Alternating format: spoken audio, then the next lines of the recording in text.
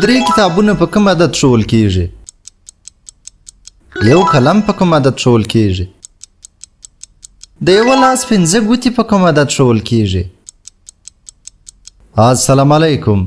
د هر کور مکتب ګرانو زده کوونکو ستړي مسئ. نن به د عددونو د پیژندلو تمرین وکړو. آماده یاست؟ راځئ چې رافیل یې کړو. تاسې د خپل کتاب د لومړي فصل دریم لوست راواړوئ. زموږ د درس موضوع د عدد د مفهوم تمرین دی. د نن ورځې په درس کې به تاسې خپل ځان وازمایاست چې آیا تاسې عددونه پیژندلی دي که نه. لومړی سوال: زه یوه مڼه لرم، دا به په کوم عدد ښیو؟ دا چې یوه مڼه ده نو دا عدد یو دی. دوهم سوال: اوس که زه دوه کتابونه پر میز کښېږدم دا کوم عدد دی؟ تاسې ښه فکر وکړئ. دا دوه کتابونه دي نو دا عدد هم دوه دی.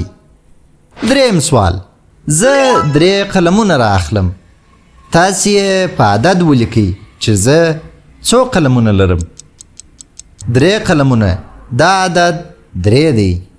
څلورم سوال: زه څلور ګلان لرم، دا کوم عدد ښیي؟ دا چې ګلان څلور دي نو عدد هم څلور دی. پنځم سوال: اوس دا انځور ته وګورئ، دلته څو افغانۍ دی؟ دلته 15 عدد لیکل شوی دی نو دا د 15 افغانیو د سکې انځور دی. شپږم سوال: زه 6 کاچوغې پر میز ږدم، تاسې یې په لیکلو راته ولیکئ چې څو کاچوغې دي. 6 کاچوغې، دا به په کوم عدد ښیو؟ دا عدد 6 دی.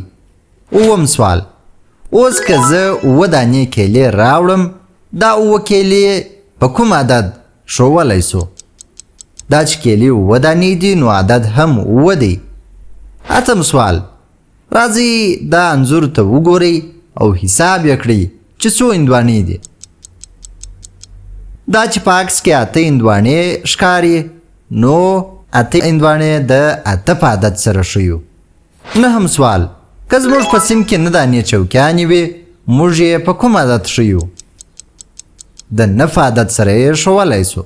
لسم سوال: ملالۍ 10 چاکلیټونه لري، اوس تاسې ووایاست دا به کوم عدد وي؟